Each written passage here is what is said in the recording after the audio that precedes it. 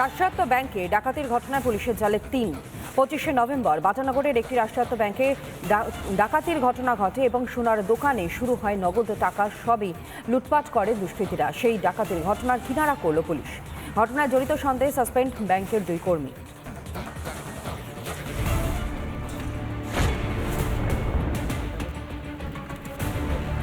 একেবারে পরিকল্পনা করে অভিনব কায়দায় ব্যাংক ডাকাতির ঘটনায় গ্রেফতার ৩ জন।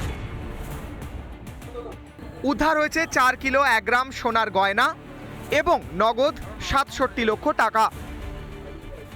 এই ঘটনায় ২-৩টা স্পেসিফিক জিনিস ছিল যেটা আমরা ইমিডিয়েটলি জানতে পারলাম। একটাও তালা কোথাও ভাঙা হয়নি। মেইন গেট, রিয়ার গেট, শেড, ওয়ার্ড সব চাবি দিয়ে খোলা হয়েছে। অ্যালার্ম সিস্টেমটাকে প্রপারলি অফ করা হয়েছিল প্রফেশনালি। সিসিটিভির যে ব্যাকআপ আছে ডিভিআর, সেটাকে কেটে হার্ড ডিস্কটাকে নিয়ে যাওয়া হয়েছে। ২৫শে নভেম্বর দক্ষিণ ২৪ পরগনার বাটানগরের একটি রাষ্ট্রায়ত্ত ব্যাংকে ডাকাতি হয়। তদন্তে নেমে পুলিশ জানতে পারে ১ বছর আগে নকল চাবি বানিয়েছিল আরিফ হোসেন নামে ব্যাংকেরই এক গ্রুপ ডি কর্মী। তিনিই রাষ্ট্রায়ত্ত ব্যাংকের ডাকাতির ঘটনার মাস্টার মাইন্ড। ২৩ ও ২৪শে নভেম্বর ব্যাংক ডাকাতির ঘটনা ঘটে। ২৫শে নভেম্বর ব্যাংকের কর্মীরা এসে দেখেন ব্যাংকের সব জিনিস লণ্ডভণ্ড।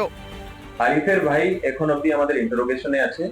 ও আপাতত যা পাওয়া যাচ্ছে কি এই ঘটনার ইনভলভ ছিল না, বাট লেটার অন ওটি একে ডিসপোজ করার জন্য, ক্যাশ ডিসপোজ করার জন্য হেল্প করেছে কি করেনি সেটা আমরা তদন্ত করে দেখছি।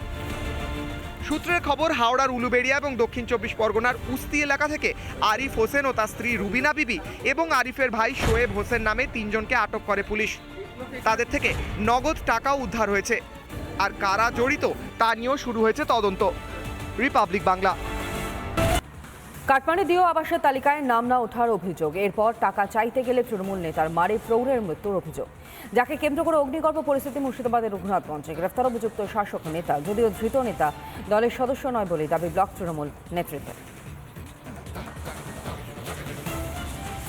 যেহেতু নাম আসেনি, সেই জন্য মিঠুন শেখের কাছে পয়সা চাইতে গেছিল আমার কাকু। পয়সা ফেরত চাইতে গিয়ে মারধর করেছে।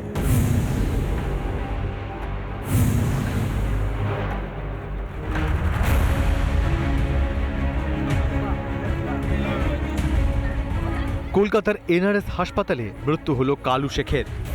অভিযোগ সামনে আসতেই আগুন জ্বলল মুর্শিদাবাদের রঘুনাথগঞ্জের মিঠিপুরে। শাস্তির দাবিতে উঠল স্লোগান।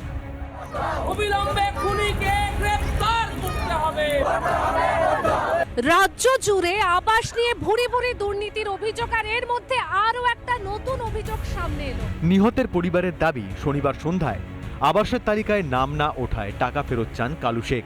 তখনই বেধড়ক মারধর করেন তৃণমূল নেতা মিঠু শেখ। এই মুহূর্তে রয়েছি একেবারে যিনি মারা গেছেন সেই কালু শেখের বাড়িতে। দেখতে পাচ্ছি যে কান্নায় ভেঙে পড়েছে একেবারে আত্মীয় স্বজনরা। মৃতের আত্মীয়রা চাইছেন অভিযুক্ত তৃণমূল নেতা মিঠু শেখের যেন দৃষ্টান্তমূলক শাস্তি হয়। 2 বছর আগে তাকে আমাদের গ্রামে মিঠুন শেখকে ৫,০০০ টাকা দিয়েছিল লিস্টে নাম তোলার জন্য। তো লিস্টে যেহেতু নাম আসেনি, সেই জন্য মিঠুন শেখের কাছে পয়সা চাইতে গেছিল আমার কাকু। রড দিয়েও করেছে, প্লাস কাঠ মাঠ ইট মিট যা পেরেছে তাই দিয়ে মেরেছে। মারার দিন ঘুষি মেরেছে, ফেলে দিয়েছে, রক্ত কান দিয়ে নাক দিয়ে বেরিয়েছে। নিহতের এক ভাইয়ের দাবি, বাড়ি দেওয়ার নাম করে গ্রামের বহু লোকের থেকেই কাটমানি নিচ্ছেন তৃণমূল নেতা। আমার তো মনে হয় যে ১০০-২০০ বেশি হবে, তো কম হবে না। বাড়ির টাকা নিয়েছে, প্রত্যেকের বাড়ি থেকে টাকা নিয়েছে। এরপরেই অভিযুক্ত মিঠু শেখের শাস্তির দাবিতে একসঙ্গে বিক্ষোভ শুরু করে বাম, কংগ্রেস।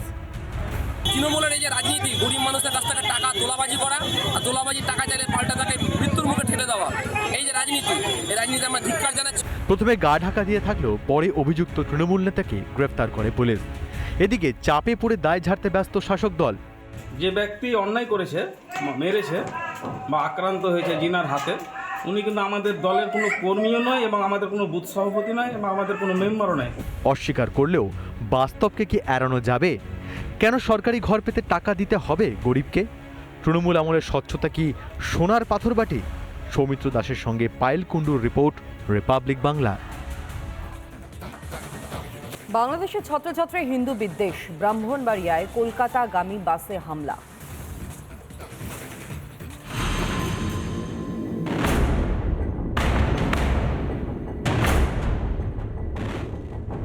কোটি কোটি আমাদের ভক্ত আজকে এসেই ভগবানকে হাত তুলে ভগবানকে স্মরণ করবে আর ভগবান থেকে প্রার্থনা করবে কি বাংলাদেশে যত ভক্ত আছে ওরা সেফ থাকে।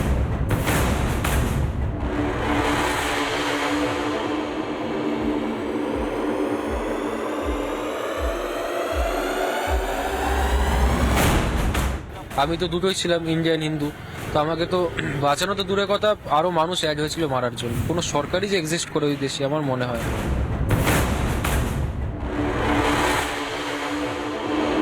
জেএন রায় হসপিটালের পক্ষ থেকে আজকে আমরা একটি সিদ্ধান্ত নিয়ে এই বিজ্ঞপ্তি জারি করেছি যে আমরা আজ থেকে অনির্দিষ্টকালের জন্য কোনো রকম বাংলাদেশি পেশেন্টকে অ্যাডমিট অথবা কোনো রকম মেডিকেল পরিষেবা দেব না।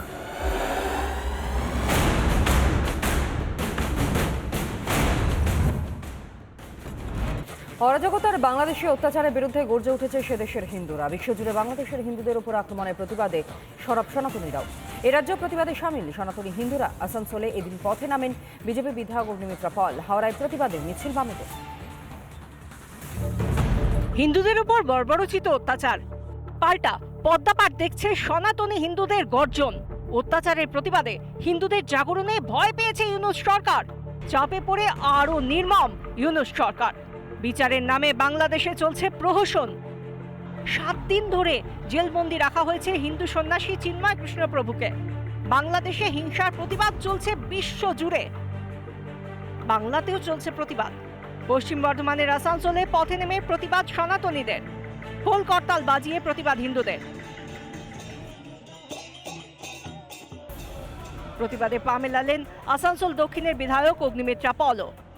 এভাবে আমাদের চিন্ময় কৃষ্ণ মহাপ্রভুকে অন্যায়ভাবে জেলে রাখা হয়েছে, আমরা তার নিঃশর্ত মুক্তি দাবি করছি এবং হিন্দুদের ওপর এই নিধন, এই অত্যাচার ইমিডিয়েটলি বন্ধ করা হোক। মোহাম্মদ ইউনূসের সরকারকে আবেদন করছি এবং মোহাম্মদ ইউনূস, আপনি যে নোবেল পুরস্কার পেয়েছেন শান্তির জন্য, আপনার যদি বিন্দুমাত্র লজ্জা থাকে তাহলে ওই শান্তির পুরস্কার ফেরত দিয়ে দিন নোবেল সোসাইটিকে। ভয়ঙ্কর অত্যাচার চলছে, তার জন্য তীব্র থেকে তীব্র আন্দোলনে নেমেছে আসানসোল শিল্পাঞ্চল। বাংলাদেশ সরকারকে চেতনা দিচ্ছি, যদি এই রকম ভাবে হিন্দুদের অত্যাচার করে নিশ্চিন্তে বলতে পারি সারা দেশের হিন্দু সমাজ ভারতবর্ষ যেন এক হয়ে গর্জন করবে। বাংলাদেশের হিন্দুর সাথেই আমরা আছি। পশ্চিম বর্ধমানের পাশাপাশি পূর্ব বর্ধমানেও বাংলাদেশে হিংসার কড়া নিন্দা বিশ্ব হিন্দু পরিষদের। হাওড়ার বালিতে পথে প্রতিবাদে বামেরা। বালি খাল থেকে মিছিল করে বাম কর্মী সমর্থকরা। বারাসাত ও কাঁচরাপাড়াতেও পথে নামে বামেরা। বিশ্বজুড়ে হিন্দুদের গর্জন, অন্যায়ের প্রতিবাদে সরব সনাতনীরা। এই প্রতিবাদের ঢেউ সামলাতে পারবেন তো ইউনূস? ধরে রাখতে পারবেন বাংলাদেশের গদি? রিপাবলিক বাংলা।